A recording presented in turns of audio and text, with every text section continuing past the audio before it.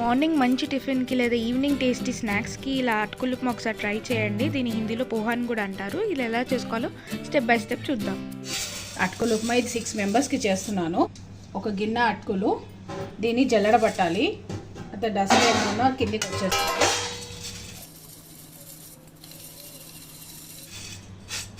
ఇట్లా చెరుగుతూ ఇట్లా అంటూ చేస్తూ ఉండాలి. ఇదంతా చేసేసుకున్నాక చూడండి ఎంత వచ్చేసిందో కిందికి. ఇలా అయిపోయింది కదా, ఇది పక్కగా తీసేసుకోవాలి. ఇప్పుడు ఒక బగోనీలో ఈ అటుకులు వేసేసుకొని దీంట్లో మంచిగా వాటర్ పోసి నీట్గా కడుక్కోవాలి.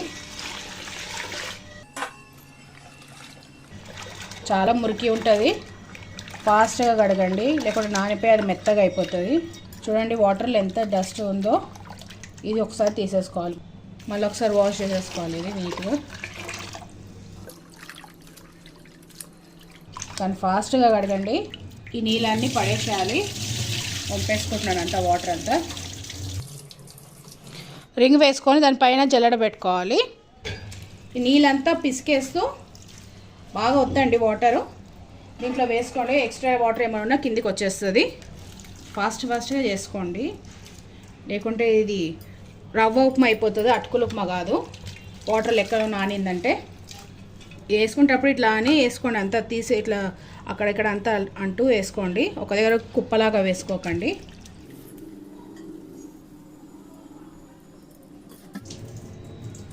కొంచెం ఇట్లా పైకి కిందికి అనేసుకొని ఇట్లా వెడల్పుగా ఇట్లా వేసేసుకోవాలి. అప్పుడు ఏంటంటే పూలుగా ఉంటుంది చేసుకుంటే మనం ఉప్మా. పుట్నాలపప్పు మనం ఫస్ట్ మిక్సీలో వేసేసుకుందాం పొడి కోసము. 1 కప్పు పుట్నాలపప్పు వేసుకున్నాను, అంత పట్టదు కానీ నేను మిక్సీ వేసుకుంటున్నాను. పౌడర్ అయిపోయింది కదా, ఈ మాత్రం పౌడర్ అయితే చాలు. ఒక వెడల్పుదైనా సరే కడాయి అయినా సరే బొగానైనా కడాయి అయినా పెట్టుకొని ఒక 4 గంటల నూనె వేసుకోండి. 1 కప్ పల్లీలు ఫస్ట్ నూనెలో వేయించేసుకుందాము.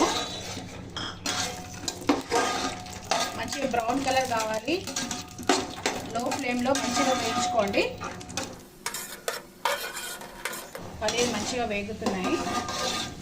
అటుకులు ఉప్మాలో ఏవేవో వేసి చేస్తారు, ఒక్కసారి ఇలా చేసి చూడండి, మీకు టేస్ట్ ఎంత బాగా నచ్చుతుందో. తినని వాళ్ళు కూడా తింటారు అటుకులు ఉప్మా. ఈ పల్లీలు ఇప్పుడు బ్రౌన్ కలర్ అయింది కదా, వీటిని సపరేట్గా తీసేసుకుందాము. పల్లీలు మంచిగా గోల్డెన్ బ్రౌన్ కలర్ వచ్చే వరకు వేపుకున్నాం కదా, సపరేట్గా పెట్టేసుకోవాలి. ఇవి పక్కకి. 1/2 టీ స్పూన్ జీలకర్ర ఆవాలు వేసుకోవాలి. 1 టేబుల్ స్పూన్ మినపప్పు. ఇవి మంచిగా గోల్డెన్ బ్రౌన్ కలర్ వచ్చిన తర్వాత మనం నెక్స్ట్ ఐటమ్స్ అన్నీ వేసుకుంటూ ఉండాలి. బ్రౌన్ కలర్ స్టార్ట్ అయింది కదా రావడం. పచ్చిమిరపకాయలు చీల్చి పెట్టుకున్నాను, ఈ ముక్కలు వేసుకోవాలి. ఒక 15 పచ్చిమిరపకాయలు ఇవి కొంచెం కలర్ మారే వరకు వేయించుకోవాలి. పచ్చిమిరపకాయలు క్రిస్పీగా వేయించుకోండి. క్రిస్పీగా వేయించుకుంటే తినేటప్పుడు చాలా బాగుంటాయి ఇవి అటుకులు ఉప్మాలో. ఈ పచ్చిమిరపకాయల కలర్ మారుతుంది కదా, ఇప్పుడు మనము 3 పెద్ద సైజు ఉల్లిపాయ ముక్కలు దొడ్డుగా కోసుకోవాలి, సన్నగా ఏం కోసుకోకూడదు. ఉల్లిపాయలు ఎక్కువ వేసుకుంటే టేస్ట్ చాలా బాగుంటుంది దీన్ని అటుకులు ఉప్మాది. ఉల్లిపాయ ముక్కలు ట్రాన్స్పరెంట్ కలర్ వచ్చే వరకు వేయించుకోవాలి. ఇది హై ఫ్లేమ్లో వేయించుకోండి.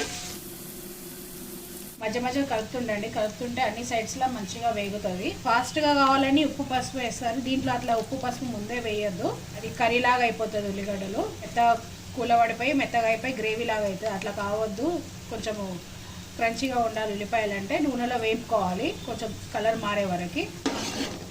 చూడండి లైట్గా కలర్ మారుతుంది కదా, లైట్ బ్రౌన్ కలర్ అవుతుంది ఇది. ఇప్పుడు మనం దీంట్లో ఉప్పు పసుపు వేసుకోవాలి. తగినంత పసుపు వేసుకోండి, టేస్ట్కి సరిపడా ఉప్పు వేసుకోండి.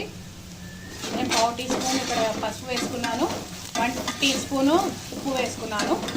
మీరు రుచికి తగినట్టు మీరు వేసుకోండి. ఈ ఉప్పు పసుపు మొత్తం అంతటా కలిసిపోయింది కదా, ఇప్పుడు దీంట్లో మనము అటుకులు వేసేసుకోవాలి. ఈ తడిపి పక్కకు పెట్టుకున్నాం కదా అటుకులు, ఇది ఇలా అనుకుంటూ మొత్తం విడదీస్తూ ఇట్లా వేసుకోవాలి. ఇట్లా పైన చల్లుతున్నట్టుగా వేసుకోండి.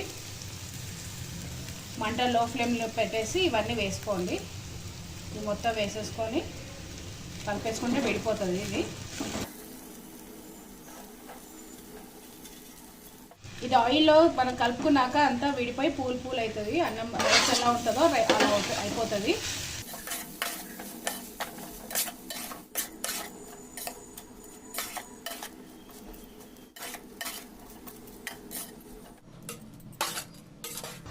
మొత్తం ఈ పసుపు ఉప్పు వేసాం కదా, దీంట్లో మొత్తం కలిసిపోయేలా కలుపుకోండి. చూడండి ఎంత పూలుగా వచ్చిందో. నీళ్ళలో కడుకుంటాం కదా, అప్పుడే తొందరగా ఫాస్ట్ కడుక్కొని ఇది పిండేసుకొని వాటర్ అంతా పిండేసుకొని తీసేసుకోవాలి. అప్పుడైతే ఇట్లా పోహా ఇట్లా మంచిగా వస్తుంది. ఇప్పుడు పక్కకి వేయించుకున్న పల్లీలు ఉన్నాయి కదా, అవి వేసేసుకోవాలి. ఇప్పుడు దీంట్లో లాస్ట్కి కొంచెం కొత్తిమీర వేసుకోవాలి, కలిపేసుకోవాలి. ఇప్పుడు ఈ అటుకుల ఉప్మాలో 2.5 టేబుల్ స్పూను పుట్నాల పొడి వేసుకోవాలి. ఇది వేసుకుంటే టేస్ట్ ఇంకా చాలా బాగుంటుంది. పుట్నాల పొడి లేకున్నా సరే చేసుకోవచ్చు ఇది ఉప్మా, కాకుంటే ఇది వేసుకుంటే ఇంకా టేస్ట్ చాలా బాగుంటుంది.